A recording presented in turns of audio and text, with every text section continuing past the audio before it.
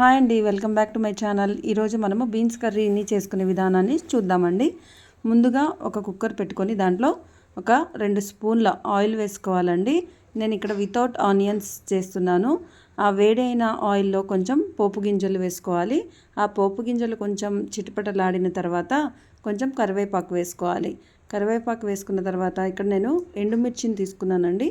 ఒక 2 ఎండుమిర్చిని దాంట్లో వేసుకోవాలి. వేసుకున్న తర్వాత నేను ముందే పచ్చిమిర్చి పేస్ట్ చేసి పెట్టుకున్నానండి. ఆ పచ్చిమిర్చిలో కొంచెం జీలకర్ర కూడా వేసుకున్నాను. సో ఆ పేస్ట్ని ఒక 2 స్పూన్స్ వేసుకోవాలి. వేసుకున్న తర్వాత కొంచెం పసుపుని యాడ్ చేయాలండి. పసుపు వేసుకున్న తర్వాత నేను ముందుగానే బీన్స్ని కట్ చేసి పెట్టుకున్నానండి. బీన్స్ని సన్నగా కట్ చేయడం వల్ల కర్రీ ఎంతో టేస్టీగా ఉంటుంది. సో అలా కట్ చేసి పెట్టుకున్న బీన్స్ని కుక్కర్లో వేసేసుకోవాలి. వేసుకున్న తర్వాత కొంచెం తగినంత ఉప్పు కూడా వేసుకోవాలి. నేను ఆల్రెడీ పచ్చిమిర్చి పేస్ట్ చేసేటప్పుడే కొంచెం ఉప్పుని కలుపుకున్నాను కాబట్టి ఇక్కడ కొంచెమే ఉప్పుని వేసుకుంటున్నానండి. సో ఇలా వేసిన తర్వాత మొత్తం కలుపుకున్న తర్వాత కొంచెం కొబ్బరి పౌడర్ని కూడా వేసుకోవాలి. పచ్చి కొబ్బరి అయితే టేస్టీగా ఉంటుందండి ఎండు కొబ్బరి కంటే కూడా. సో ఇలా వేసుకొని మొత్తం కలిపి కొంచెం ఒక 1/2 గ్లాస్ వాటర్ వేసి మూత పెట్టేసేయండి.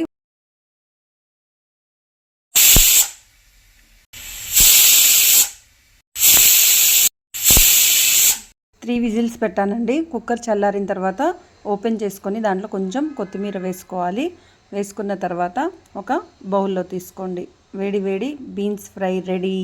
Thank you for watching.